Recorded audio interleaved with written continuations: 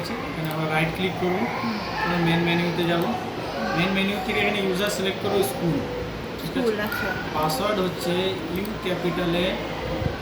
ক্যাপিটালে shift থেকে করলাম, তারপরে স্মল করে নিলাম, স্মলে USER@999।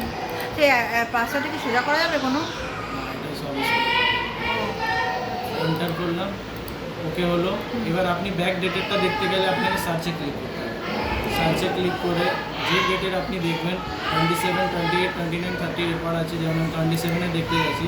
দেখেন এখানে আপনার 16টা মানে 4টে থেকে রেকর্ড আছে। 27-এ 4টে থেকে মানে 28-এ যেমন 4টে থেকে মানে বিকেল 4টে থেকে রেকর্ডিং শুরু হয়েছে 27-এ। তার আগে হয়নি কেন? 4 দিনেরই রেকর্ড থাকে। ও 4 দিনের, এটা যেহেতু এনভিআর মডেল আছে ওই জন্য। ও 4 দিনের থাকে, তার আগের পাওয়া যাবে না? এই যে আপনার 28 তারিখে যেমন পুরো রাত 12টা, 0 মানে রাত 12টা, 1টা মানে রাত 1টা, 2টো, 3টে, 4টে, 5টা, 11টা, 12টার থেকে এখান থেকে আবার নর্মাল আপনার টাইম শুরু, ঠিক আছে? যেমন এখানে আমি এবার আপনার সকাল 7টার আমি ফুটেজ দেখতে চাই, এখানে ক্লিক করলাম, সকাল 7টা সময় ফুটেজ আপনার ছিল। এদিকে রাইট ক্লিক, সবই রাইট ক্লিক করছে। রাইট ক্লিক না, লেফট ক্লিক। left করার জন্য কোনো রাইট ক্লিক, লেফট ক্লিক আছে।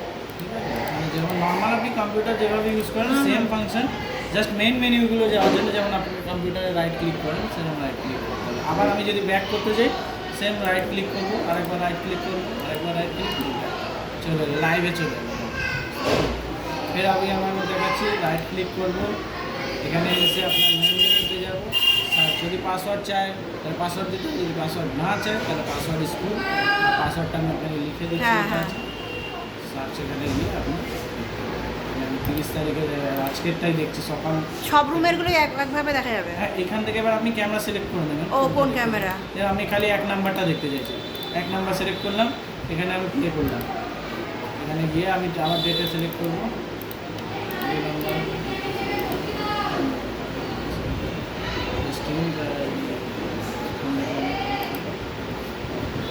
বুঝতে পারবেন? ক্যামেরা সিলেক্ট করবো, আর টাইমটা কি বললেন? নিচে গিয়ে? হ্যাঁ নিচে গিয়ে এটা দিয়ে টাইমটা